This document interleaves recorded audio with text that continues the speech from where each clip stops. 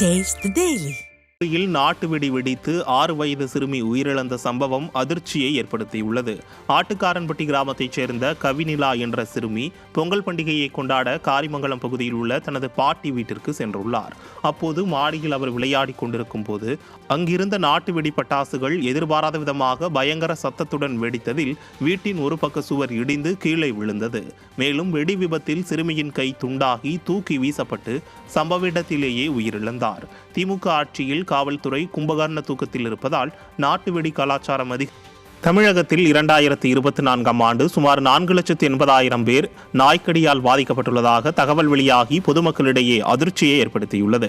தமிழகத்தில் உள்ள மாவட்டங்களில் அதிகபட்சமாக சேலத்தில் 37,011 பேரும், தஞ்சாவூரில் 24,038 பேரும், திருச்சியில் 23,978 பேரும், சென்னையில் 11,704 பேரும் கடந்த ஆண்டு நாய்க்கடியால் பாதிக்கப்பட்டுள்ளதாக தகவல் வெளியாகியுள்ளது. மேலும் நாய்களின் தாக்குதலால் பாதிக்கப்படும் மக்களின் எண்ணிக்கை நாளுக்கு நாள் அதிகரித்து வருவதாகவும் 2023ஆம் ஆண்டுடன் ஒப்பிடுகையில் 2024ஆம் ஆண்டு 39,000 பேர் கூடுதலாக பாதிக்கப்பட்டுள்ளதாக தெரிவிக்கப்பட்டுள்ளது.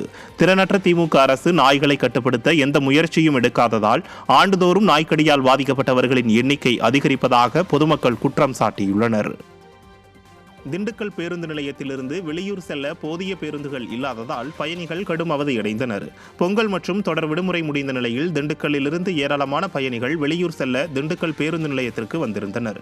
இந்நிலையில் திண்டுக்கல் பேருந்து நிலையத்திலிருந்து வெளியூர் செல்வதற்காக போதிய பேருந்துகளை திறனற்ற திமுக அரசு இயக்காததால் பயணிகள் சுமார் 4 மணி நேரம் காத்திருந்து பேருந்துகளில் முண்டியடித்து ஏறி பயணம் செய்யும் அவல நிலை ஏற்பட்டது.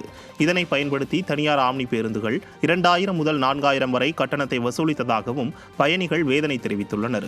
திறனற்ற திமுக அரசு பண்டிகை காலங்களில் கூடுதல் பேருந்துகளை இயக்குகிறோம் என பெயரளவிற்கு மட்டுமே கூறிவிட்டு கண்டுகொள்ளாமல் உள்ளதால் பேருந்துகள் கிடைக்காமல் பயணிகள் சிரமத்திற்கு